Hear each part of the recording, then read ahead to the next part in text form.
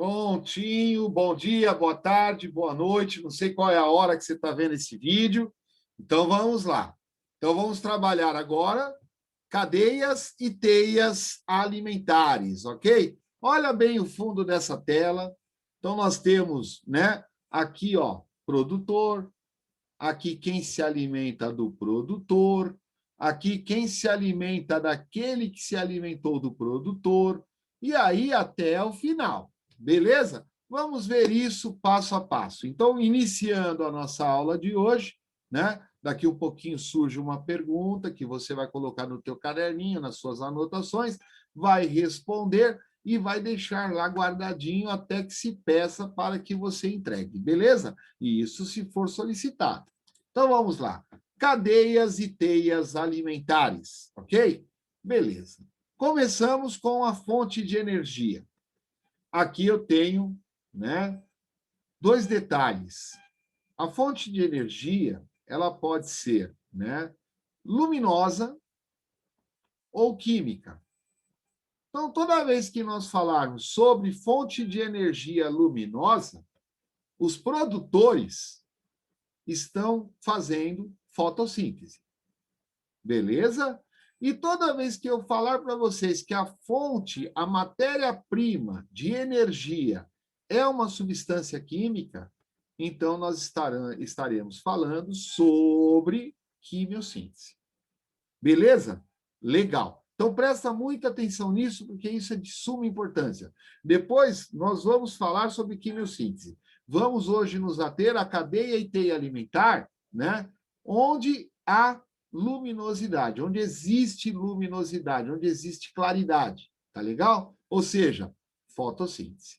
Então, a fonte de energia, né, do planeta Terra, todo mundo já sabe que é o Sol, que se encontra a 150 bilhões de quilômetros da Terra. E essa energia, ela viaja em forma de ondas eletromagnéticas até o planeta Terra, porque ela vai chegar no planeta, ela vai gerar duas formas de energia, é claro que são muito mais, né? Mas duas principais. A primeira delas, luminosa, e a segunda delas, térmica, tá joia? Que é o que permite, na verdade, todo o ciclo do planeta terrestre com relação à temperatura. Então, você tem as regiões polares, regiões tropicais, e bem no centro, praticamente naquela região, a equatorial.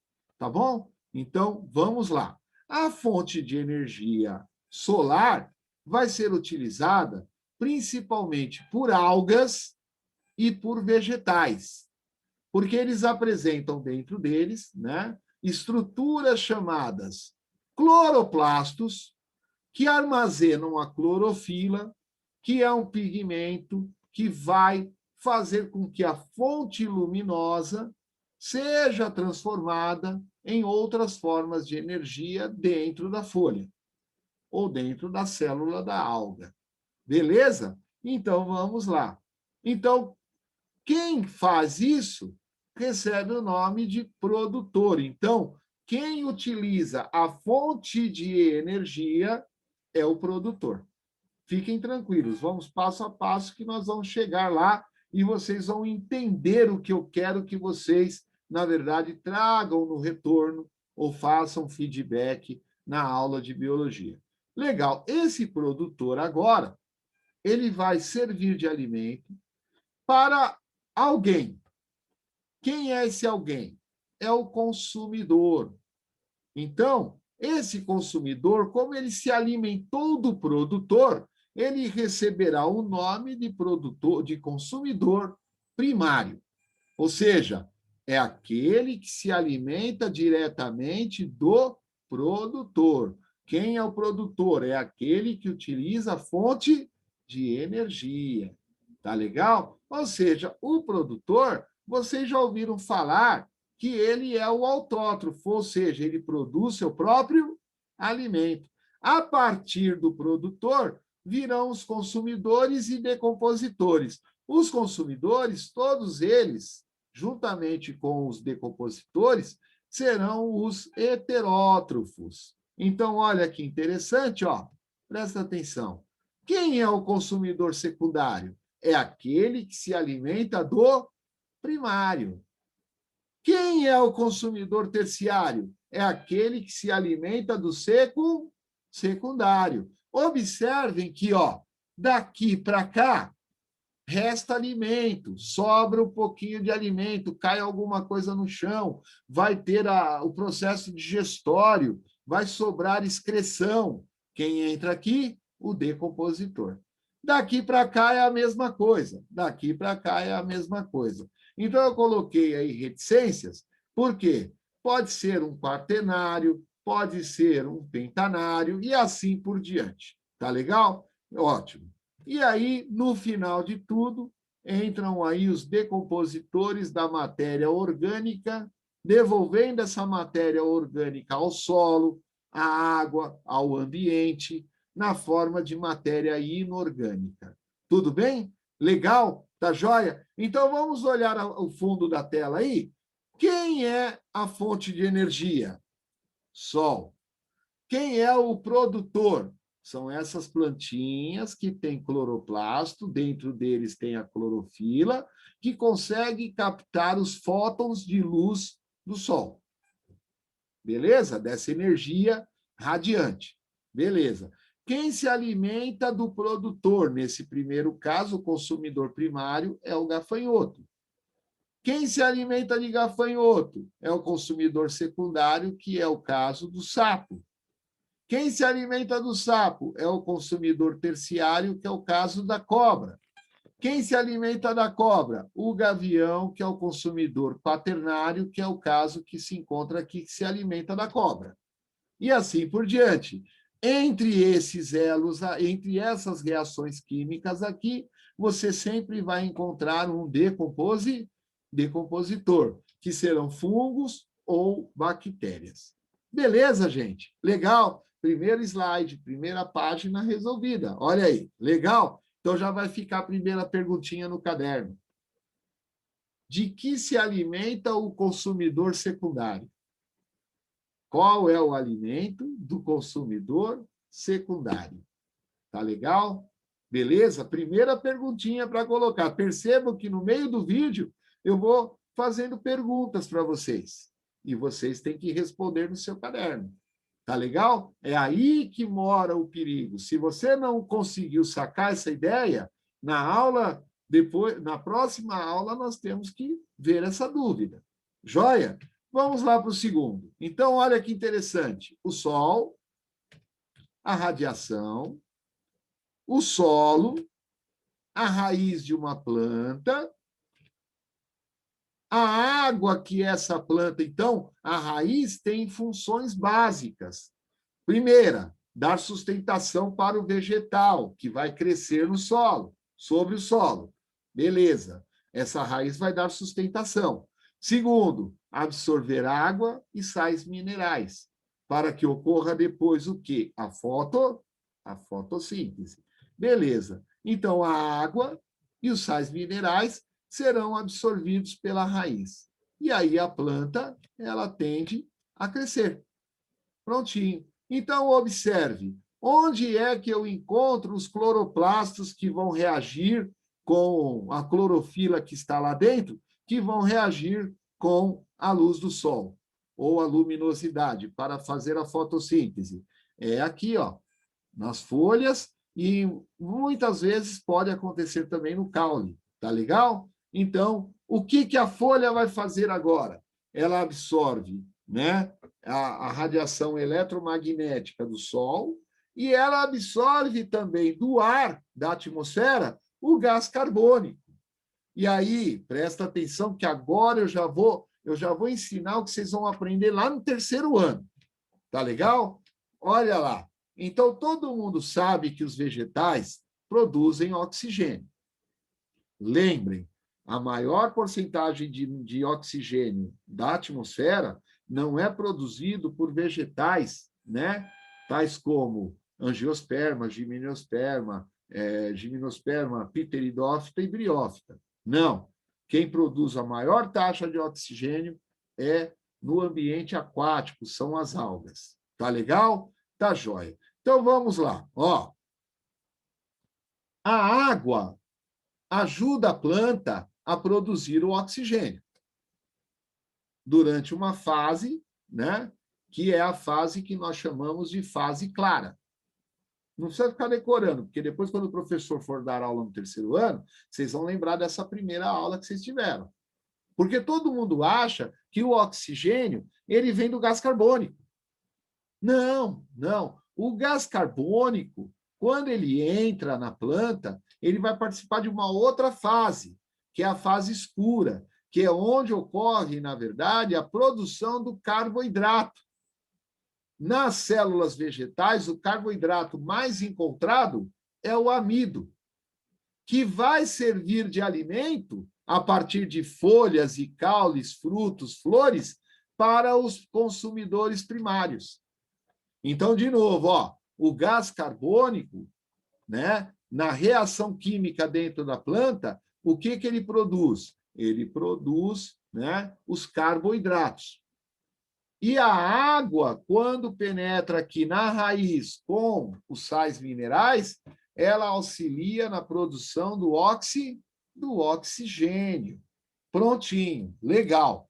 Próximo slide. Olha que legal, nós vamos trabalhar agora o ambiente aquático. E aí nós temos aqui as algas. Beleza? Legal? Então, as algas são produtores. Vou fazer uma pergunta para vocês aqui. Eu encontro a alga onde não tem luz? Não, porque a alga precisa da luz para realizar a fotossíntese. Beleza. E aí, quem se alimenta dessas algas? Aí eu estou mostrando o filhotinho dos camarões, né? Então, aí é um filhotinho de camarão, é uma forma até ainda larval, não é um camarão formado, né? Então, ó, aqui eu tenho o fitoplâncton e aqui eu tenho o zooplâncton. Depois nós vamos comentar isso nas nossas aulas, nós vamos comentar isso com um pouquinho mais de clareza, tá legal? E aí, quem se alimenta do zooplâncton? Quem se alimenta dos camarões? O pinguim. E quem se alimenta do pinguim? A morsa, o leão marinho, a foca, algumas baleias, alguns tubarões. Legal? Então vamos lá? Vamos dar nome aos bois agora? Oh, não é boi, está dentro da água, né? Beleza. Vamos lá. Algas. Qual é o nome que vocês dariam? Isso mesmo. As algas são produtores. Legal, porque utilizam a luz do sol para realizar a fotossíntese. Quem se alimenta do produtor é o consumidor primário. Quem se alimenta do consumidor primário é o consumidor secundário. E quem se alimenta do consumidor secundário é o consumidor terciário. Legal. Observe, daqui para cá tem fungos e bactérias. Daqui para cá tem fungos e bactérias. Daqui para cá tem fungos e bactérias, que são os decompositores. Legal, que vão devolver ao ambiente a matéria-prima que foi utilizada por todos esses organismos para constituir os seus corpos. Legal? Muito bom. Joia. Legal. Então, vamos lá? Continuando, então, né? Nós temos aí, olha lá que interessante, ó. Então, até agora, nós vimos cadeia alimentar.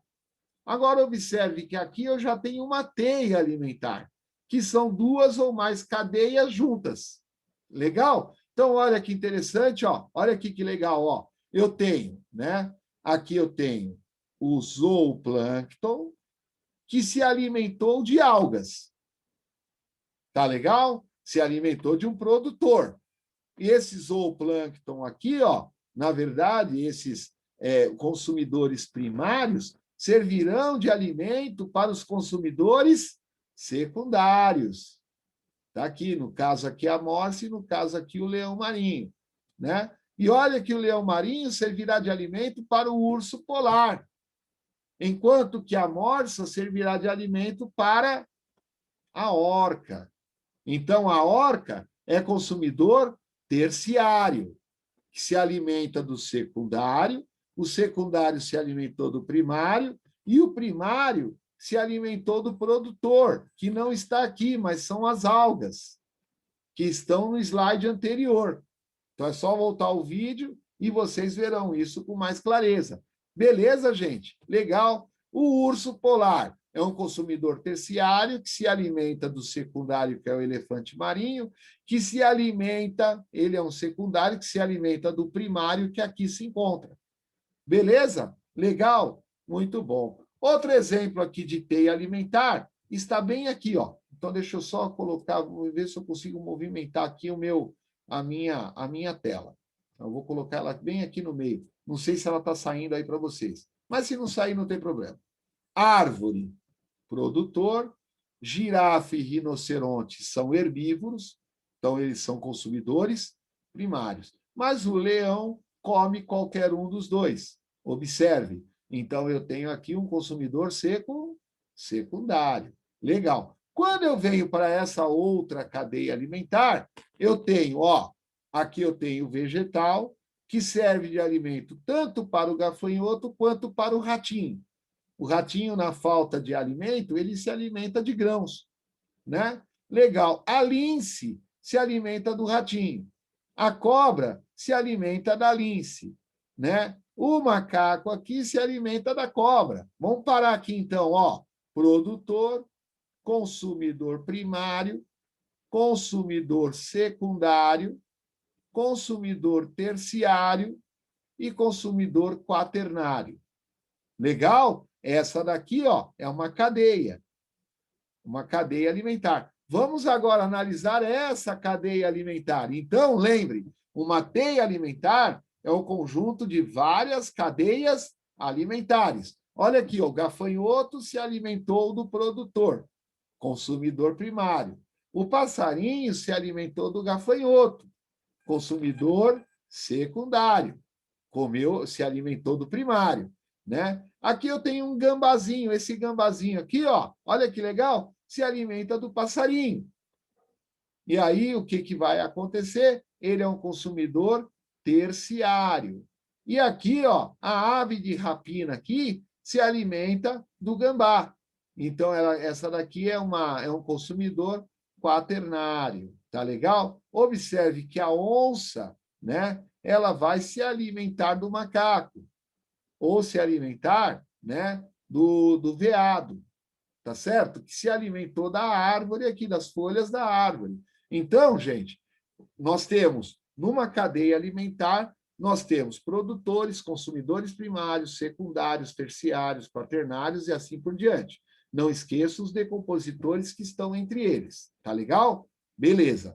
Quando eu tenho uma teia alimentar, eu posso ter 2 ou mais produtores, 2 ou mais consumidores primários, 2 ou mais consumidores secundários e assim por diante. Beleza? Legal? Então, ficou por aí a aula para vocês, né? Relacionado a cadeias e teias alimentares. Um grande abraço a todos vocês e até a próxima aula de biologia com o professor Jorge. Até mais!